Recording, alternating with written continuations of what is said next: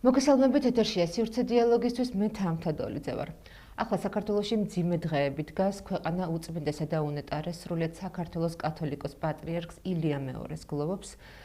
აღნიშნულ თემაზე, აი ამ ტრაგედიაზე და დიდ დანაკარგზე ვსაუბრობთ დღეს და ჩვენი დღევანდელი ეთერის სტუმარი გახლავთ დეკანოზი ბასილ გოგოტიშვილი, შემოქმედის ეპარქიის პრესპიკერი. მამო, ძალიან დიდი მადლობა რომ დღევანდელ დღეს თქვენ აქ ბრძანდებით და მაყურებელ საშუალება აქვს რომ მოგისმინოთ. მოგესალმებით თქვენს მაყურებელს.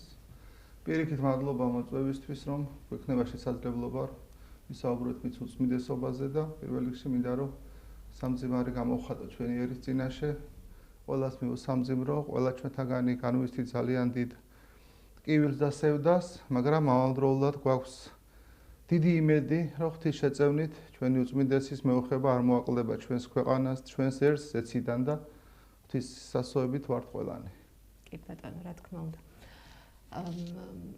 არ მარტო ამ დღეებში, ამ ტკივილიან დღეებში, წარსულშიც ყოველთვის ქვეყანამ იცოდა პატრიარქის ფასი.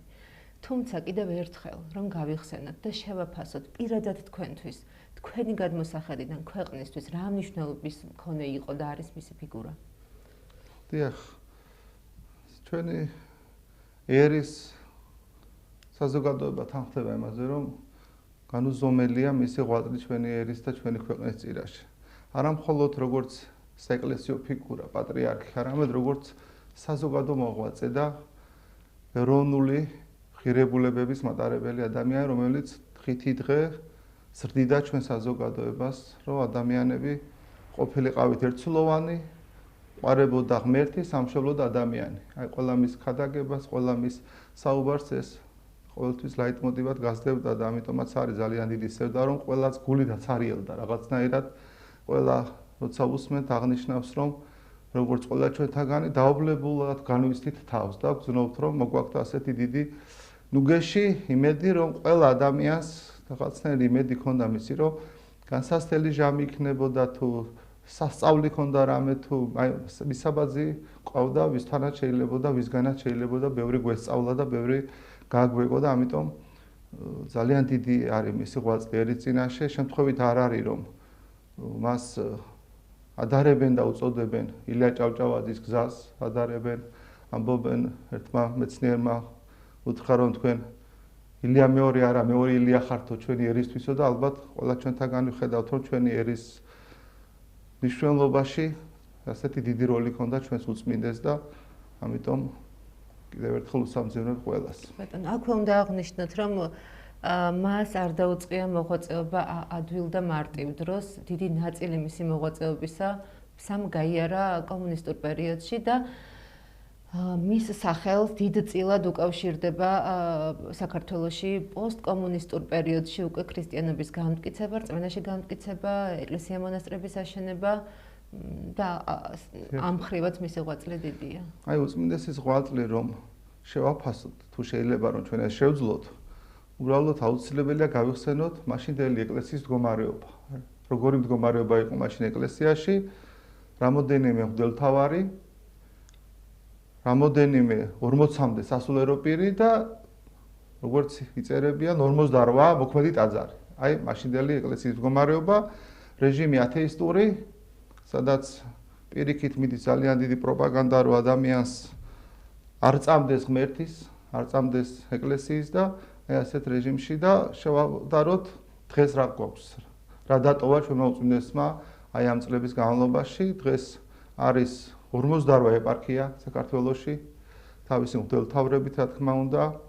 2000-ზე მეტი არის სასულიერო პირთა რაოდენობა და უფრო მეტი მოქმედი ტაძარი, სადაც აღევლინება წირვა-ლოცვა. და მრევლიც გაცილებით უფრო დიდია რა. რა თქმა უნდა, მრევლიც, აი ხედავთ ჩვენ დღევანდელი მდგომარეობა არის ამის ყველაზე კარგი ანალიზის გაკეთების საშუალება რა ხდება სამების საგადო ტაძართან, როგორია მდგომარეობა, როგორ განიცდის მთელი ერი და ეს არის მისი უწმინდესობის ღვაწლის შედეგი.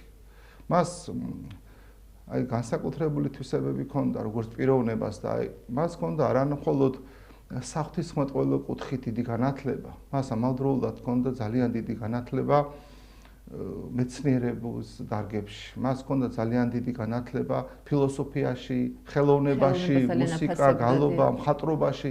ამიტომაც მის უწმიდესობას არ გაჭირვებია, რომ ირგვლივ შემოეკრება მალევე მისი აღსაყდრებიდან აი ეს ადამიანები, ვინც იყვნენ იმდროინდელი ეგრეთ წოდებული ელიტა, ანუ გულისხმობ ინტელიგენციას, ვინც იყვნენ აკადემიკოსები, პროფესორები, საზოგადო მოღვაწეები, ეს იქნებოდნენ მსახიობები, სპორტსმენები, მომღერლები, ყველანი თითქმის შემოიკრიბა, გააერთიანა და შეიძლება ითქვას, რომ აი ეს საზოგადოება მალევე მისი აღსაყდრებიდან დედა ეკლესიაში დააბრუნა უწმინდესობა. ამიტომ მისი ღვაწლი ძალიან დიდია და მამა, თქვენ ახსენეთ მისი საზოგადოებრივი როლი და ახსენეთ ის, რომ ხალხის ნაკადი სამების ტაძრისკენ არ წყდება. მის თუ დავაკვირდებით და ჩვენმა მაყურებელმაც იცის, რომ პატრიარქი არამხოლოდ რელიგიური თვალსაზრისით იყო განსაკუთრებული პიროვნება, ბოლო პერიოდის საქართველოში მდიდარ მოვლენებსაც თუ შევხედავთ, მასთან ყველას მიესვლებოდა ნებისმიერი პოლიტიკური, საზოგადოებრივი თუ ნებისმიერი სხვა ტიპის ჯგუფის წარმომადგენელს. ის რაღაცნაირად იყო თითქოს დამაკავშირებელი ხიდი ყველა ტიპის ადამიანთან, ყველა კონფლიქტების მონაწილე ნებისმიერ მხარესთან. პატრიარქთან მისვლა ყველას სურდა და პატრიარქი იყო რაღაცნაირად გამაერთიანებელი ამ ადამიანებს. მინდა განსაკუთრებით აღვნიშნო ერთი განსაკუთრებული თვისება, რაც მის უწმინდესობას ჰქონდა. ეს თავისი შინაგანი კულტურის მატარებელი იყო ეს თვისება, რომ ნებისმიერი ადამიანი, ვინც მასთან საუბრობდა, ეს იქნებოდა მორწმუნე, არამორწმუნე, სხვა მსარებლობის, იქნებოდა განათლებული, არ იყო განათლებული, ნებისმიერი პროფესიის ადამიანი მასთან საუბრის დროს გრძნობდა, როგორ დიდ პატივისცემას ღებულობდა ეს უწმიდესისგან. ყველას პიროვნება ძალიან დიდ პატივისცემდა და ადამიანები მასთან საუბრის დროს ღირსეულ პიროვნებად თვლიდნენ თავს. ანუ ის არ უყურებდა ადამიანებს ვერტიკალში ზევიდან ქვევით. აი მას ზუსტად სახარებისეულად ჰქონდა ეს ძალიან დიდი სიყვარული ადამიანისა და ზრუნვა მასზე. აი ესეთ ფაქტებს ვისმენთ, ისეთ რამებს გავიგებთ, როგორ ზრუნავდა ის სხვადასხვა საერთოდ უცნობ ადამიანებისთვის, რაები გაუკეთებია მათთვის.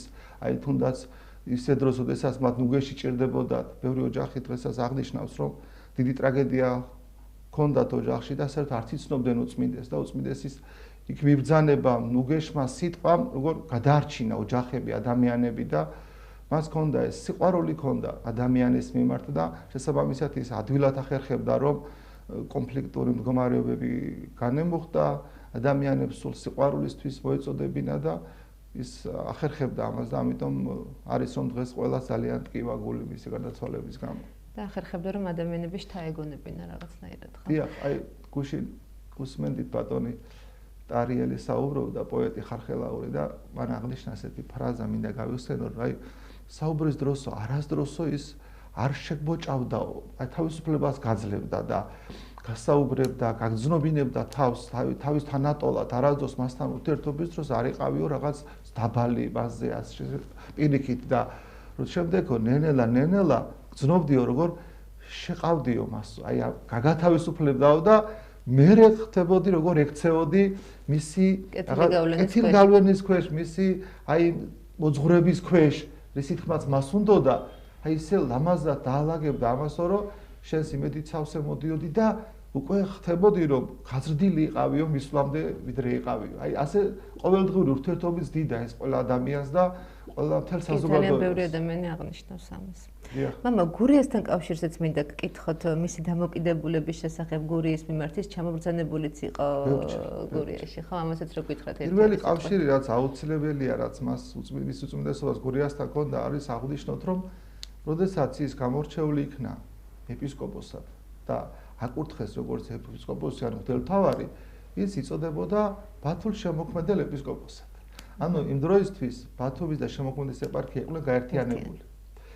შემდეგ 1995 წელს დაბრუნდა შემოქმედის ეპარქია თავის ძველ ტიტულში, აღდგა ისევ რომ ცალ-ცალკე გამოიყო, მაგრამ იმ დროს ერთად იყო და სწორედ პირველი ეპისკოპოსი, როდესაც გახდა მისი უწმინდესობა, იყო ბათუმ შემოქმედელის ეპისკოპოსი და ის განანებით იხსენებდა ასეთ ამბავს, რომ იმ დროს, როცა ჩამობრძანდა 61 წელს ბათუმში და ბათუმიდან შემდეგ შემოქმედის მონასტერში, ის ბრძანებდა, რომ მას აქ არ დახვედრი არავინ, ანუ არ იყო აქ არც სასულიერო პირი იყო, რეჟიმი ძალიან მძიმე იყო, ვიცით ათეისტური ეპოქა და ტაძარი იყო დაკეტილი. და შემდეგ წლების შემდეგ ის რამოდენიმეჯერ ესტუმრა შემოქმედის მონასტერს უშუალოდ და ეპარქიასაც. ის ბოლოს ბრძანდებოდა 2014 წელს, აი ეკადის წმინდა გიორგის ტაძარს. მანამდეც 2010 წელს ბრძანდებოდა უწმინდესი ჩამობრძანებული, როდესაც ექვთიმე თაყაიშვილი წმინდა ექვთიმე სახლ-მუზეუმი იხსნებოდა და მაშინ ეს წუმრა შემოქმედის მონასტერსაც, აჭის მონასტერშიც ბრძანდებოდა.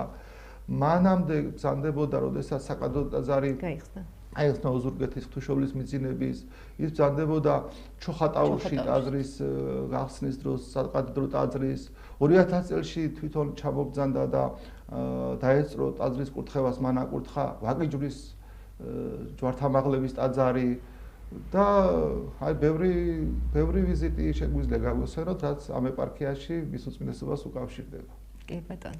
და ბოლო კითხვა მექნება თქვენთან, რაც შეეხება დაკრძალვის დღეს, ვიცით რომ ძალიან ბევრი ადამიანი დაესწრება, ვიცით რომ გურიდან ძალიან ბევრი ადამიანი წავა. უბრალოდ ტექნიკური დეტალები მაინტერესებს, აქვს თუ არა ამას ორგანიზებული სახე, თუ ადამიანების სურვილის მიხედვით წავლენ და რა თქმა უნდა წავლენ, მაგრამ რაიმე ხო არ იგეგმება, ვიცით რომ ტრანსპორტი უფასოა და ასე შემდეგ. მოგახსენებთ, უბრალოდ მინდა რომ ერთი წუთი შევაჩეროთ, სანამ ბოლო კითხვაზე გადავალთ. ის ღვაწლს ვსაუბრობთ უწმინდესის, აუცილებლად აღსანიშნავია ერთი ძალიან დიდი გარემოება, რომ მისი უშუალო შრომით, მისი ღვაწლით მოხდა, რომ საქართველოს ეკლესიამ დაიბრუნა ავტოკეფალობა. ეს ავტოკეფალური ეკლესიის ტიტული, ეს ძალიან მნიშვნელოვანი არის ეკლესიებისთვის. ჩვენი ეკლესია მე-5 საუკუნიდან, ანუ წმინდა ვახტანგ გორგასლიდან მოყოლებული იყო ავტოკეფალური, რაც ნიშნავს თვითმმართველობითი მდგომარეობას, როდესაც სხვა ეკლესიის ქვემდებარე არ არის და არის თავისუფალი ეკლესია და აქედან მოყოლებული არსებობდა, მაგრამ სამწუხაროდ ბოლო ჟამს ისე იყო, რომ გაქრა ეს დოკუმენტი, ამის დამამტკიცებელი არ ქონდა რანაირი საბუთი და ამიტომ უწმინდესობამ აი თვითონ ბრძანა, რომ სამი მიზანი დავისახე, როცა პატრიარქად ის აირჩიეს და ერთ-ერთი იყო, რომ ეკლესიისთვის დაებრუნებინა ეს ტიტული. აღედგინა და ის დაუღალავად შრომობდა ამის შესახებ და სწორედ მისი ამ დაუღალავის შრომის შემდეგ 1990 წელს კონსტანტინოპოლის პატრიარქმა მაშინდელმა დიმიტრიმ გადასცა საბუთი, გადასცა სიგელი ჩვენს ეკლესიას, რომ ის არის ავტოკეფალური ეკლესია. აქ ერთი ძალიან მნიშვნელოვანი ნიუანსი იყო კიდევ, რომ აი ძალიან დიდი ჭიდილი მიდიოდა იმაზე, რომ პატრიარქი ეუბნებოდა კონსტანტინოპოლის, რომ მოგცემთ ჩვენ ამ ავტოკეფალობის სიგელს და აღიარებთ როგორც ავტოკეფალური ეკლესია, ავტოკეფალური, მაგრამ უწმინდესი ეუბნებოდა, რომ ჩვენ კი არ გვინდა ეხლა მონიჭება, ჩვენ გვინდა რომ აღიარეთ, რომ ჩვენ მე-5 საუკუნიდან ვართ და ბოლოს აი იზეიმა ჩვენმა ეკლესიამ და 90 წელს მისი უწმინდესობის უშუალო დიდი შრომის და ღვაწლით საქართველოს მიენიჭა საქართველოს ეკლესიას ავტოკეფალური ეკლესიის სიგელი.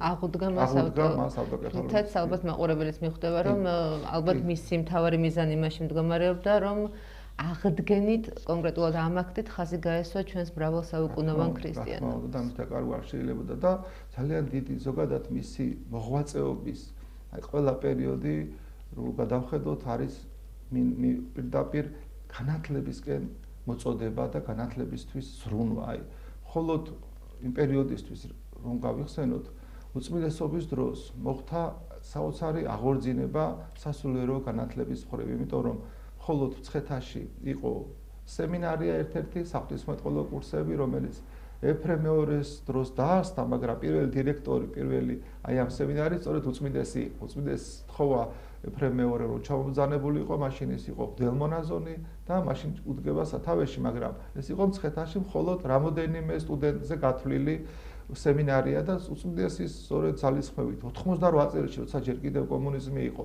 სემინარია გადმოაქვს თბილისში, სიონთან ახლოს იხსნება სასულიერო აკადემია, უწმინდესის მოთხოვნით აღდგება გელათის აკადემია, გაიხსნება ბათუმის სემინარია, უამრავი უმაღლესი სასწავლებელი და მათ შორის სასულიერო გიმნაზიები, რომელთა რიცხვი დღეს არის 34. აი ნიშანდობლივია, რომ მხოლოდ ჩვენს ეპარქიაში, შემოქმედეს ეპარქიაში 4 სასულიერო გიმნაზია არის და 1000-ზე მეტი ბავშვია და ეს იდეა არის, ვისაც უწმიდესმა ეს გამბიჯი გადადგა, რომ მომავალი თაობა აღზრდილიყო ღმერთის სამშობლოს და ადამიანის სიყვარულით, აი ეს ისწავლება დღეს აი ამ სასწავლებლებში და ეს ღვაწლი ძალიან დიდია უწმიდესობისა. რაც შეეხება თქვენ შეკითხვას საკრძალვასთან დაკავშირებით, დიახ, ორგანიზებულად არის ეს მთავრობასთან შეთანხმებით, ადგილობრივი მთავარი მუნიციპალიტეტი დაგვიკავშირდა ჩვენ მრევლისთვის და მსურველთათვის, არა მხოლოდ მრევლისთვის, მსურველთათვის, რომ ორგანიზებაში ჩართულიყავით წასვლასთან დაკავშირებით და დაენიშნა ყველა სამრევლოს ერთი ტრანსპორტი, სამარშრუტო ტაქსი, იმის საჭიროების მიხედვით ზოგს 2, ზოგს მეტი და შაბათს დილიდან კვირასაც ეს 2 დღე უფასოდ ტრანსპორტით გადაადგილდებიან სამძიმრისთვის ჩვენი ეპარქიის მრევლი და მოსახლეობაც, ვისაც სურვილი ექნება. კი ბატონო. და ასევე მაყურებელმა იცის, რომ სარკინიგზო მიმოსვლაც ამ პერიოდში იქნება უფასო. ეს მთავრობის გადაწყვეტილები, ტრანსპორტი, სარკინიგზო, შიდა გადაადგილებაც, თბილისშიც მეტროც და ასე შემდეგ ეს 2 დღე 21 და 22 მარტს გამოცხადდა, რომ იქნება უფასო ადამიანებისთვის, ვისაც სურვილი აქვთ, რომ გადაადგილდნენ. მამონ, ძალიან დიდი მადლობა დროის გამონახვისთვის, ჩვენთან სტუმრობისთვის, ჩვენ იმედი დავიტოვოთ, რომ აი უწმიდესი, რასაც ემსახურებოდა ეს წლები, აი მისი ამ გარდაცვალების შემდეგ განსაკუთრებულად გავიაზრებთ ყველა ჩვენთაგანი და აი იმის მოძღვრება დარიგებებს ასე გვაძლევდა დავიწყებთ რომ ხვალიდან უკეთესები გავხდეთ, უფრო მეტად მიყვარდეს ერთმანეთი, გავერთიანდეთ და მისი იდეა რომ აი ერთსულოვანი, ერთიანი იყო ჩვენი ქვეყანა, იმედი მაქვს რომ მისი ლოცვა კურთხევით ჩვენ ამას შევძლებთ. იმედია. მაყურებელს შევახსენებ, რომ ქვეყანა თავის საყვარელ პატრიარქს კვირას დაემშვიდობება, დაკრძალვის ცერემონიალი შედგება სამების საკათედრო ტაძარში და მას დაკრძალავენ სიონის საკათედრო ტაძარში. მე შეგახსენებთ, რომ დღეს ჩვენ საუბრობდით დეკანოს ბასილ გოგოტიშვილთან ერთად, ის გახლავთ შემოქმედის ეპარქიის პრეს-სპიკერი. მადლობა მას, მადლობა თქვენ რომ გვიყურებდით, დაგიბრუნდებით მომავალ ხუთშაბათს, კარგად ბრძანდებთ.